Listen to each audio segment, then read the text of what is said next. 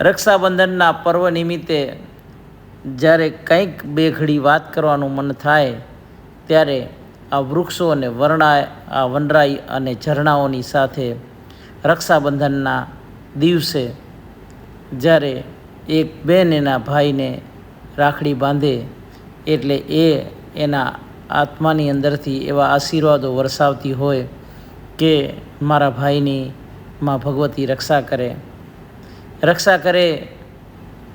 કોઈ પણ કાર્ય હોય, યુદ્ધનું મેદાન હોય કે સંસારનું આ જે યુદ્ધ મેદાન છે એની વાત હોય, પરંતુ હર પલે ને હર ક્ષણે ભાઈને દરેક બેન એવા આશીર્વાદો આપતી હોય.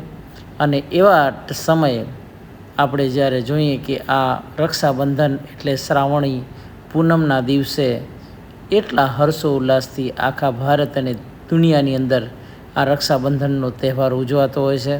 અને બાકી આધ્યાત્મિક વાતો તો આપ સર્વને ખબર જ છે કે કારણ કે જ્યારે વામન ભગવાને બલિરાજા પાસેથી દાનમાં આ પૃથ્વી, આકાશ અને સર્વા જ્યારે લઈ લીધું ત્યારે બલિરાજા એને કહે છે કે તમે મારી સાથે મારા રક્ષક થઈને રહ્યો.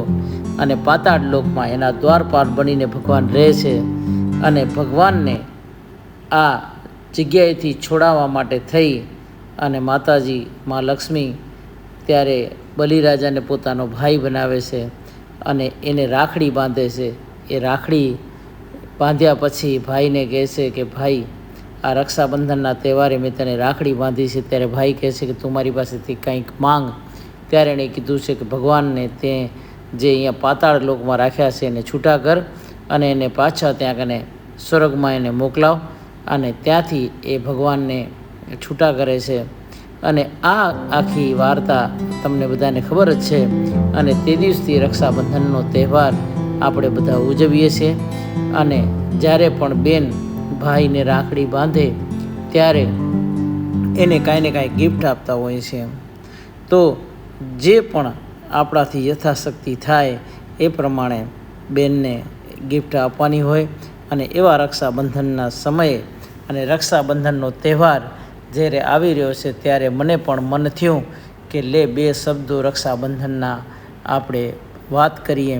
અને જેમ બધાને પોતાની બેન વાલી હોય એમ મને પણ મારી બેન વાલી છે. તો આ એક વિડીયો યુટ્યુબના માધ્યમથી હું મારી બેનને ડેડિકેટ કરું છું અને એને આ એક વિડીયો બનાવી અને અહીંયાથી ઓમાન મસ્કતની ધરતીથી પાઠવું છું. અને બધા જ મારા મિત્રોને, દરેક વ્યક્તિને, આ યુટ્યુબ ચેનલ જોનારાને બધાને રક્ષાબંધનની ખૂબ ખૂબ શુભેચ્છાઓ. અને આવી જ રીતના ભાઈ અને બહેન વચ્ચે પ્રેમ બન્યો રહે.